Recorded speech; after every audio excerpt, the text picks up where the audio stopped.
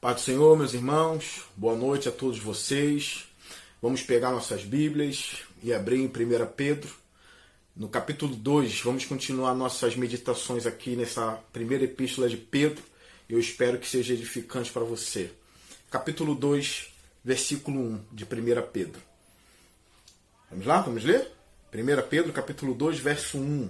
Diz assim: Portanto, livrem-se de toda maldade, de todo engano, hipocrisia, inveja e toda espécie de maledicência. Repara que Pedro começa essa parte usando o termo portanto. Ou seja, o portanto aqui significa que Pedro vai conectar o que ele vai dizer com aquilo que ele já disse. O que Pedro já tinha dito? Pedro já tinha deixado claro que aqueles irmãos ali dessa igreja ou dessas igrejas, né, pelo fato deles estarem espalhados, né, então dessas igrejas aqui, eles são regenerados. Então, se esses irmãos são regenerados, como Pedro disse, que eles foram regenerados pela palavra, a palavra que é viva, a palavra que é permanente, que é poderosa, então por meio dessa palavra os cristãos foram regenerados. Então, já que vocês foram regenerados, livrem-se. Então aqui Pedro vai começar a dizer o que eles têm que, do que eles têm que se livrar, né? Mas antes disso ele diz, portanto, ou seja, pelo fato de vocês serem regenerados, isso aqui é importante, pelo fato de vocês terem nascido de novo, pelo fato de vocês terem se convertido, ou pelo fato de vocês, né, que vocês foram convertidos, livrem-se. Livrem-se. Tem coisas que vocês têm que deixar, porque são regenerados. Então, livrem-se. E aqui ele vai falar da hipocrisia, da inveja, mas a gente vai pensar um pouquinho também, bem rápido, sobre essa palavra aqui, livrem-se. Como a gente usa a NVI já deixa as coisas mais claras, né? mais fácil, as coisas mais fáceis.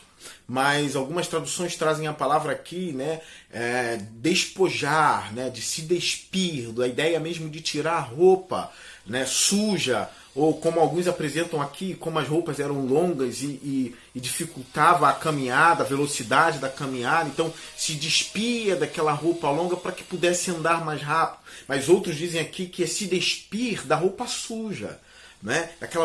Da roupa lamacenta, né? Que tem a ver com a vida passada da gente, que tem a ver com a vida que a gente vivia antes. Então a gente vai se despir dessa roupa velha, né? Porque a gente agora é uma nova criatura. Então essa ideia da roupa suja, né? Parece que é a ideia de Pedro aqui, de se despir, de tirar essa roupa manchada, né? E o que teria nessa roupa? Toda a maldade. O que teria nessa roupa? Todo o engano, toda a hipocrisia, as manchas das vestes.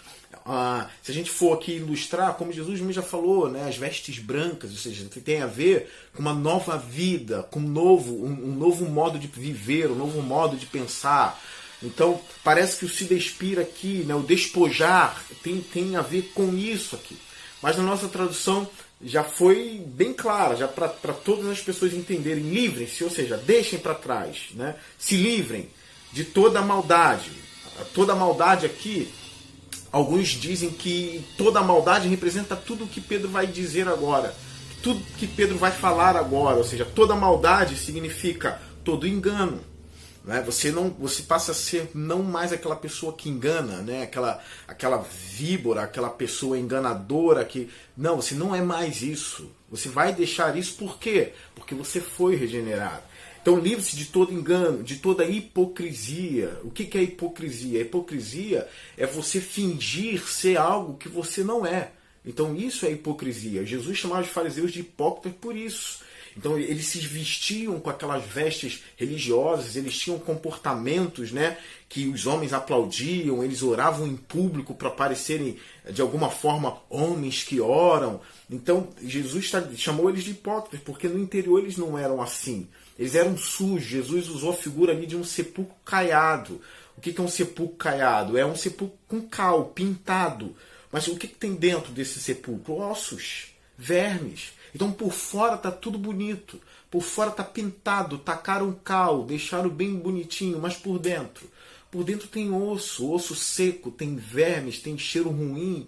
Então Jesus chama os fariseus disso, de sepulcro caiado. Então a hipocrisia é isso, é você querer parecer algo que você não é.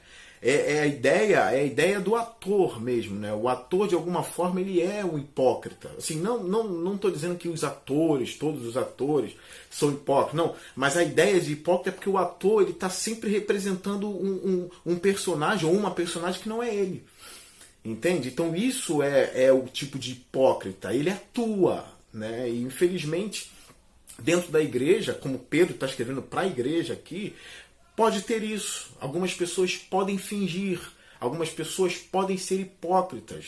Às vezes, na presença dos irmãos, parece um anjo, parece uma anja, né? Dá beijinho, dá um bom dia, parece ser uma pessoa amável. Mas chega em casa, murmura, fala mal de todo mundo. Ou seja, é totalmente o contrário daquilo que se apresenta no meio dos irmãos. Então, para Pedro, isso aqui é hipocrisia. Então é para a gente se livrar de toda a hipocrisia, se livrar de tudo isso, de todo engano, de toda hipocrisia. A gente vê muito essas questões de engano e hipocrisia em novelas, né? Eu não vejo novela. Seria até um insulto para mim aqui dizer que eu vejo novelas. Novelas são uma porcaria. Né? É óbvio que tem algumas novelas aí, né? Principalmente as que se propõem em falar das coisas de Deus, que dá pra ver. Mas você repara ali na novela, você vê que a novela tá trazendo coisas ruins para sua casa, né? No sentido que está interferindo na personalidade das pessoas, tá influenciando seus filhos, os seus, né? De alguma forma, não vê a novela. Mas o que se vê nas novelas é o seguinte, é o engano e a hipocrisia. A gente sempre vê aquela mulher, né, a vilã da novela, como ela tenta enganar o mocinho ou a mocinha da novela. Ela tenta parecer ser uma pessoa amável para depois, no final, dar o bote. Né? Então, nem cobra faz isso, né? Então ela tenta fingir ser uma anjinha, tenta fingir ser uma pessoa boa, fofinha. Às vezes o mocinho até diz: você é uma anja, você é a pessoa mais bela que eu conheci. E quando o mocinho vai embora, ela chega em casa quebrando a casa toda, né? Dizendo aquele desgraçado ou aquela desgraçada tem que morrer, ela vai morrer em breve, eu vou tomar o lugar dela e tudo mais. Ou seja, a gente vê essas coisas em novela. Então Pedro está dizendo: a igreja não pode ser assim. A igreja não é novela. A igreja não são essas coisas. A igreja é a casa do Deus vivo. Então a gente precisa saber se comportar na igreja. A gente precisa saber, e a igreja aqui é a comunidade. A gente precisa saber ser igreja. Porque a igreja somos nós. Então a gente precisa saber se comportar. Então Pedro está dizendo: livre-se de todo engano, de toda hipocrisia e inveja. A inveja que todo mundo sabe o que é. Aquele sentimento que ninguém nunca teve. Alguns já diziam que a inveja é aquele pecado escondido, o pecado envergonhado, o pecado que as pessoas raramente confessam que tem. As pessoas raramente confessam, né, que tem. Uma vez uma pessoa chegou para mim e disse assim: eu quero confessar um pecado, eu quero dizer aqui que eu tô sofrendo muito por causa desse pecado. E às vezes a gente já começa a imaginar um monte de coisa. A gente começa a imaginar o que essa pessoa vai falar, qual é a ajuda que ela precisa. E a pessoa chegou para mim assim e disse assim: eu sou uma pessoa invejosa. Isso está me fazendo mal, eu sou uma pessoa invejosa.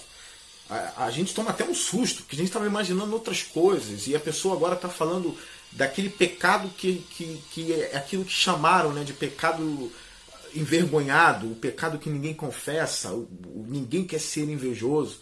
Mas na verdade todo mundo já sentiu inveja. E eu posso dizer que a inveja é uma das coisas, uma das piores coisas que a gente pode ter. É a inveja.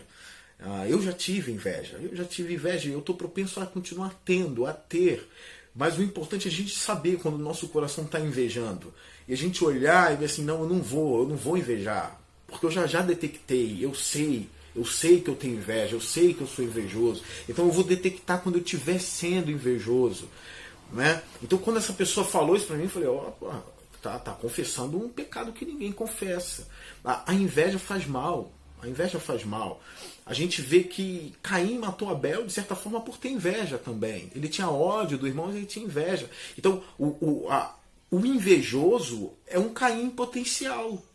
O invejoso, ele pode agir como Caim. É por isso que a gente tem que destruir a inveja em nossos corações. A gente tem que lutar contra a inveja com toda a força. Porque a inveja pode fazer ela pode fazer a gente agir como bestas. A inveja pode fazer a gente agir como animais. Então, a gente tem que lutar contra esse sentimento, contra esse pecado. A gente não vai simplesmente mudar o nome das coisas. É pecado. A inveja é algo que a gente sente, é claro, a gente sente, mas Deus chama a inveja de pecado. O invejoso é um Caim em potencial. Só falta ele agir, porque o sentimento ele já tem. Agora só falta ele ter a coragem que Caim teve, de matar o irmão, ou de matar aquele que você está invejando. Então cuidado com a inveja, não seja um invejoso. Não seja um enganador. Pedro manda se livrar de todo engano. Não seja falso. Não jogue pedras de tropeço aos seus irmãos. Não trabalhe com engano. Não seja um hipócrita e não tenha inveja. Livrem-se de todas essas coisas, como Pedro está dizendo. Seja uma pessoa melhor, o caráter de Deus na sua vida, você vai crescendo. Isso é a salvação. A gente vai crescendo, a gente vai se livrando, a gente vai detectando coisas que ainda estão em nós, os carrapichos que ainda estão em nós. A gente vai se livrando deles. A inveja é ruim de sentir. E uma outra coisa que é importante, a gente tem, eu estou falando aqui agora genericamente, né? A gente, não quer dizer que eu faça isso, nem você, né? Nem você faça isso.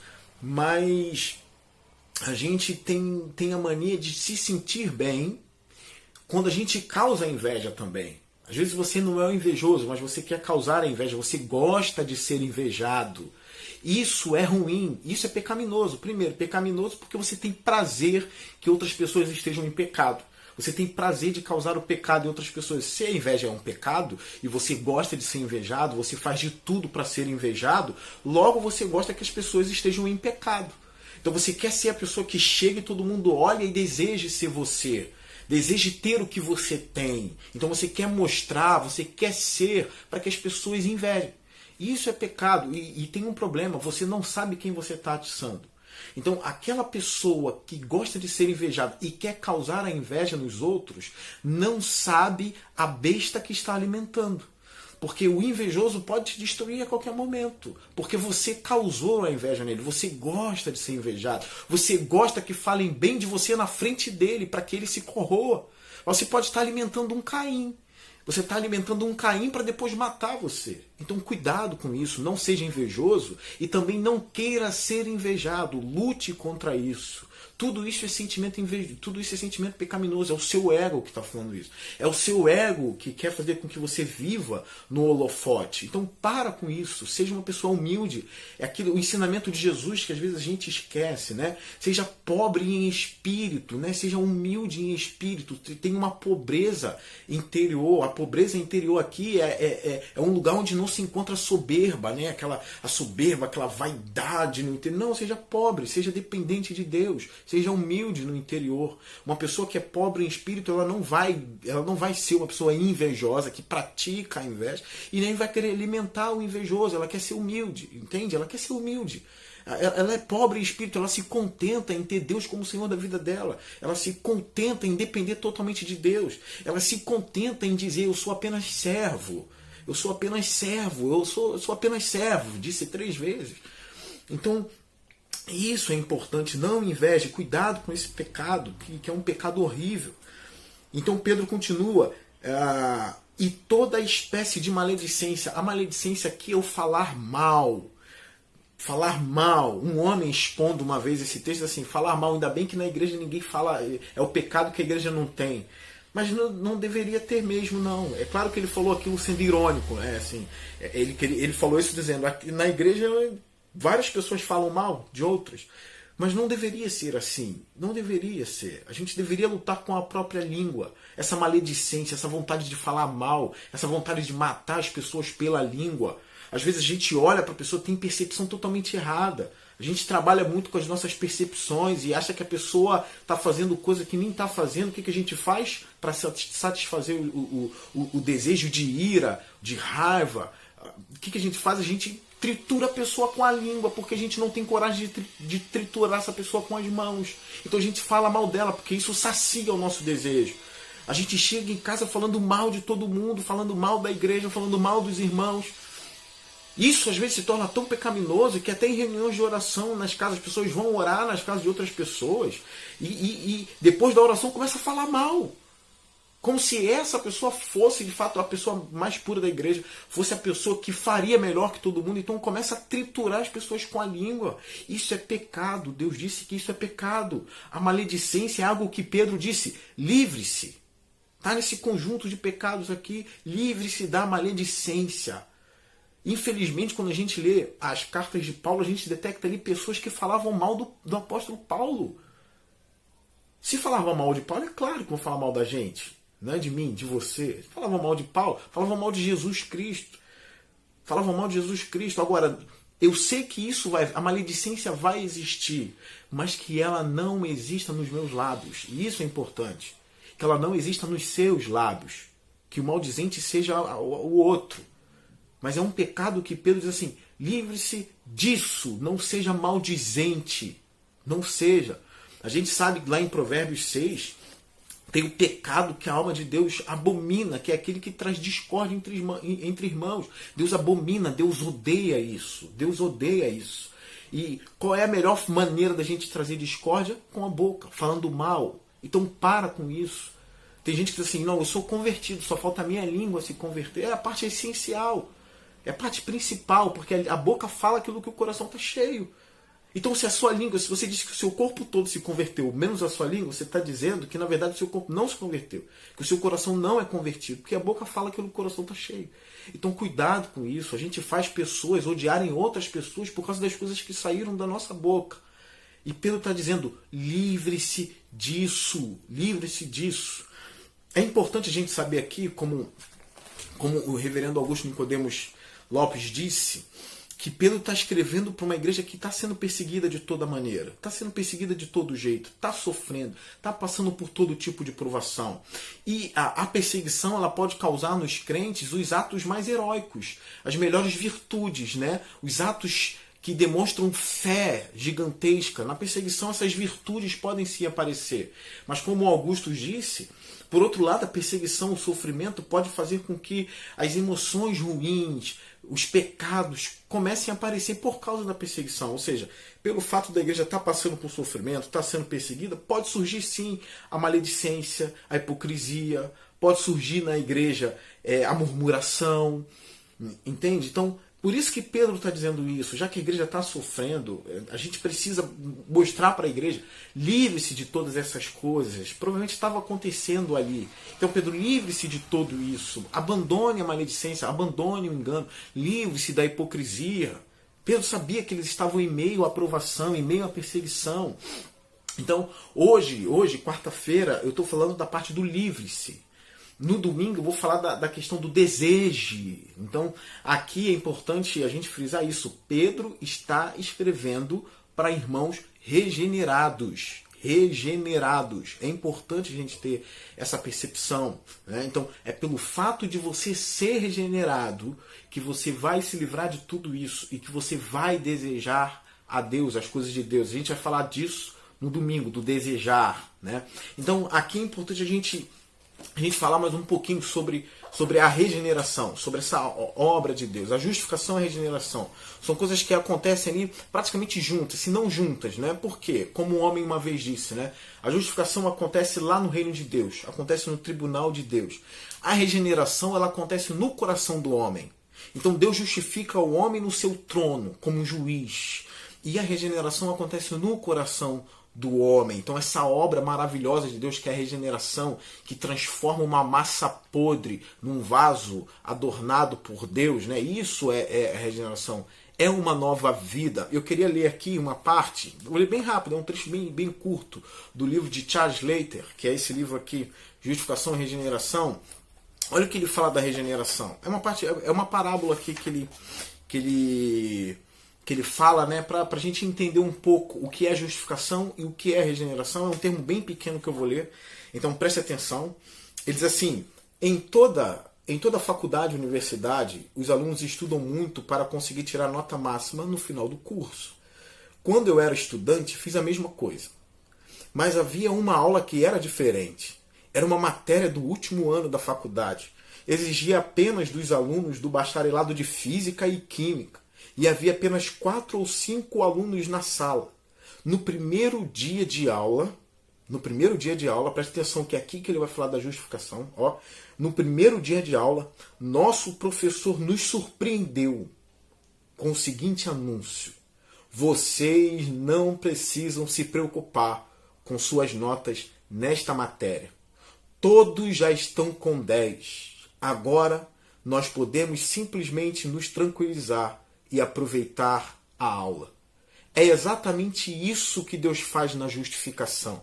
Deus nos dá nota máxima logo no início da nossa vida cristã. Não temos de batalhar para merecer a vida eterna no final do ano letivo.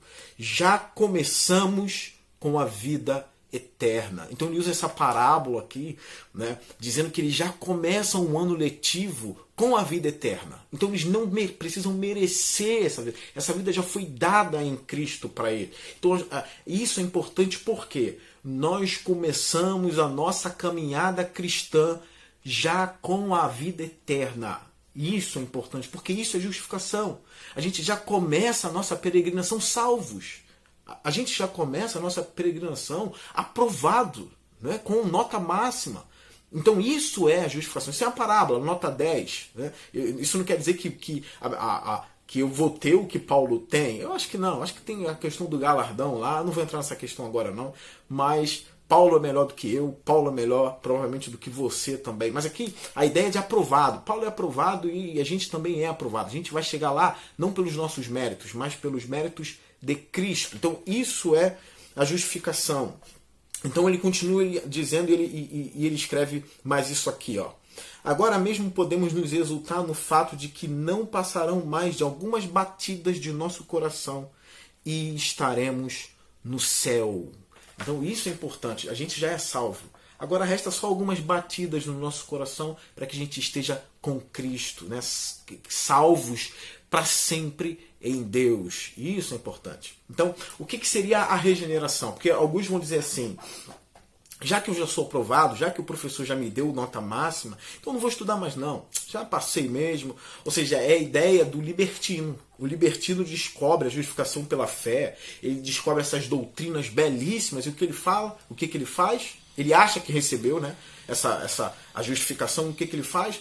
Aí eu vou pecar à vontade porque eu já estou salvo mesmo. Isso significa que ele não foi salvo.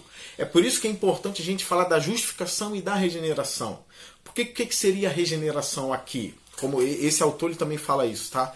Então o que seria a regeneração? Voltando, a justificação, já estou aprovado no início do ano, já começo a minha carreira aprovado. Mas o que seria a regeneração? Vou estudar mais. Então dentro dessa parábola ainda, a regeneração é o desejo que Deus coloca no meu coração de, mesmo tendo sido aprovado, estudar a matéria. Deus coloca um desejo no meu coração de amar aquela matéria. Então eu começo a estudar mesmo já sendo aprovado. Então o que seria a regeneração aqui? Eu já estou salvo, Cristo já me salvou. E agora Ele coloca no meu coração o desejo de fazer a vontade dEle. O desejo de buscar Ele. O desejo de ler a palavra. Ele coloca no meu coração o ódio, o nojo pelos pecados que me atormentam. Entende? Então isso tudo está no coração do justificado. Por quê? Porque ele foi regenerado, ele tem uma nova vida. Então não tem essa de, já que eu fui justificado, não vou me livrar não, Pedro, não vou me livrar da maldade, da hipocrisia, não vou me livrar de nada disso, porque eu já estou salvo. Não tem isso, porque ele foi regenerado e Pedro está escrevendo para regenerado.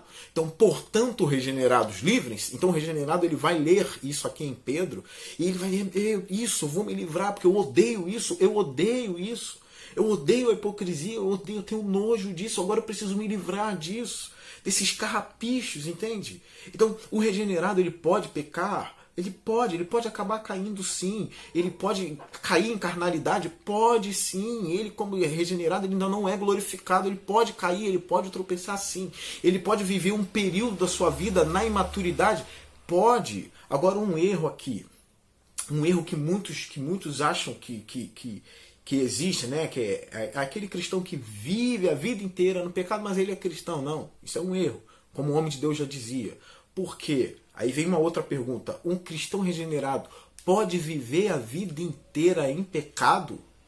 Não. Entende? Porque ele foi regenerado.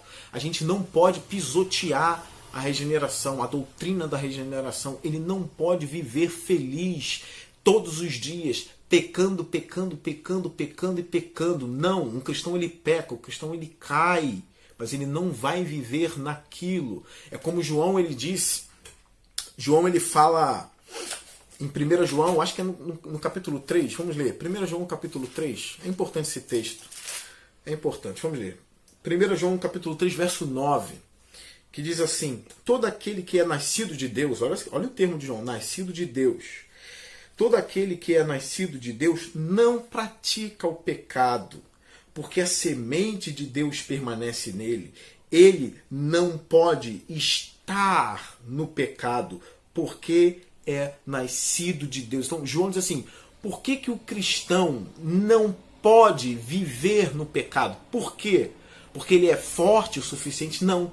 Porque ele é nascido de Deus. Entende? Ele não fica na lama, ele não gosta da lama. Quem gosta da lama é o porco. A ovelha não gosta de estar na lama. Então se a ovelha caiu na lama, ela se debate para sair da lama. Ela não gosta, ela se sente suja. Ela quer sair daquilo ali. O sonho da vida dela é que aquilo ali seja tirado da vida dela, que ela saia da lama e o pastor limpe ela, tire os carrapichos, as impurezas que estão na lã, tire a lama. Esse é o desejo dela, porque a ovelha ela deseja os pastos verdejantes, a ovelha deseja o riacho, a ovelha deseja isso. Então, todo aquele que é nascido de Deus não pratica o pecado. A ideia de praticar o pecado aqui, a gente pode entender como alguém que diz assim, eu luto boxe, eu sou um lutador profissional. A gente imagina, ele pratica o boxe, então todo dia ele treina aquilo. O boxe é a vida dele. Né? Eu não estou falando daquela pessoa que diz assim, eu pratico esporte. Ah, qual esporte você pratica? Ah, ginástica. E quando você vê aí, quantas vezes? Não, é uma vez no mês, ou às vezes em 3 meses, 2 vezes. A pessoa não pratica ginástica. A ideia de praticar aqui é viver na ginástica. Se ela diz que pratica a ginástica, que ela pratica, aí você imagina, todo dia ela faz aquilo. Todo dia ela pratica esse esporte. Então, a ideia aqui de praticar o pecado é essa. Você se exercita no pecado. Você vive no pecado. O pecado faz parte da sua vida. Você mora no pecado. Você é escravo do pecado. Então, o nascido de Deus não pode viver no pecado, porque ele não é mais escravo do pecado. Ele ainda luta contra o pecado? Luta. Está no coração dele? Tá. Por mais que ele tenha sido regenerado, ele ainda não é glorificado. Então, ele luta contra essas coisas, mas ele odeia, ele detesta, ele deseja Deus, ele quer Deus. A oração dele é a oração de Davi: cria em mim, ó Deus, um coração puro e renova dentro de mim um espírito reto. É o desejo de Davi. Né? Então, um cristão regenerado, ele quer as coisas de Deus. Eu falei que eu ia falar das coisas sobre o desejar no domingo. Algumas coisas aqui eu já estou falando. Então, um cristão ele não vive praticando o pecado. Ele não está na prática do pecado. Qual é o esporte do cristão? O esporte do cristão é viver para Deus, não para o pecado. Tá bom? Ele pode acabar pecando. Sim, como João disse, né, no capítulo 2. Filhinhos, não pequeis, mas se pecar, vocês têm um advogado nos céus, Jesus Cristo justo, que intercede por vocês. A gente também tem um intercessor. Então Pedro ele está falando dessas coisas pro regenerado, livres, para não ser o legalista aqui também, né? Para você ser salvo, você precisa abandonar a hipocrisia, abandonar o engano, a maledicência para ser salvo. Esse é o legalista, né? O legalista ele vai dizer para você: você quer salvação? Você quer ser salvo? Então pare de praticar isso e faça isso. Para um homem carnal não adianta. O homem carnal vai ouvir isso e vai continuar vivendo o pecado. Isso só faz sentido quando a pessoa é regenerada. Porque só o regenerado tem a semente poderosa de Deus no coração para enfrentar essas coisas aqui. O ímpio não tem isso. A semente de Deus permanece no regenerado, como João disse. Então por que Pedro escreve isso para o regenerado? Porque o regenerado tem coisas que o ímpio não tem. O regenerado tem a semente de Deus no coração dele. E essa semente protege ele, fortalece ele para que ele enfrente essas coisas, para que ele se livre dessas coisas aqui. Então isso não é um legalismo, porque Pedro está dizendo para os regenerados. Então isso aqui é importante. Eu queria ler mais uma parte desse livro aqui e fechar a palavra de hoje, né, com um breve testemunho do Nick Cruz. Alguns devem conhecer já, mas eu queria ler mais uma parte desse livro, a página 64, que diz assim: a marca invariável de todo homem que encontrou a genuína paz com Deus é que ele imediatamente começa uma jornada que vai até o fim de sua vida, para conhecer e seguir o Deus que ele agora ama. Isso é regeneração. Agora ele ama a Deus. Agora ele ama a Deus, entende? Então ele vai começar essa jornada e ele vai até o fim da sua vida para conhecer e seguir o Deus que agora ele ama. E uma outra coisa que ele escreve ainda nessa página: o verdadeiro cristão jamais utilizará a graça como licença para pecar. Ele naturalmente já peca mais do que gostaria. E ele finaliza essa parte dizendo: os cristãos realizam boas obras, então, não porque estejam buscando merecer uma nota máxima de Deus, mas porque receberam novos corações que amam estudar a matéria. Então recebeu um novo coração que ama as coisas de Deus. E é por isso que ele não vai negligenciar as coisas de Deus, porque já foi salvo. Porque ele ama a Deus. Agora ele quer se livrar de tudo isso que Pedro disse aqui. Eu quero terminar aqui com um breve testemunho. Se você quiser saber mais sobre o testemunho do Nick Cruz, está disponibilizado na internet, no YouTube, tá bom? É um breve testemunho do Nick Cruz aqui. O Nick Cruz era líder de gangue, né, em Nova York. Ele era um homem sanguinário. É um homem que gostava de sangue, né? O líder de gangue era um homem totalmente depravado, um homem dado ao sangue mesmo, gostava de morte. Então o Nick Cruz, depois de ouvir a palavra do Senhor, de um homem de Deus, ele foi impactado pela palavra do Senhor, e o Nick Cruz estava frente a frente ao espelho, de frente para o espelho, olhando para ele mesmo. Se eu não me engano, ele estava com uma faca e um revólver na mão, e ele olhando impactado, se eu não me engano, lágrimas no olho do Nick Cruz, ele olhando, e ele disse o seguinte: Nick, agora você está virando um anjo, né? É óbvio que ele não estava se tornando um anjo, mas para um líder de gangue, agora está sendo impactado e vai virar crente, né? Que é a palavra na época, agora eu sou crente. Vai entrar para ele um líder de gangue, então ele está impactado, chorando frente a frente ao espelho, com um punhal na mão, né? Se eu não me engano, um revólver na outra, chorando. O líder da gangue, olhando e chorando, dizendo: Nick, falando com ele mesmo, quer dizer que agora você vai virar anjo, né? E Nick Cruz se converteu a Deus. Então, agora ele é regenerado. Então, Nick vai fazer parte da igreja. Ele vai ouvir na igreja: Nick, livre-se de toda maldade, de toda maledicência, engano, hipocrisia. E o Nick vai olhar e vai dizer: eu odeio tudo isso. Eu vou me livrar disso. Eu odeio tudo isso. Porque o Nick não é mais o mesmo. Agora ele é uma nova criação.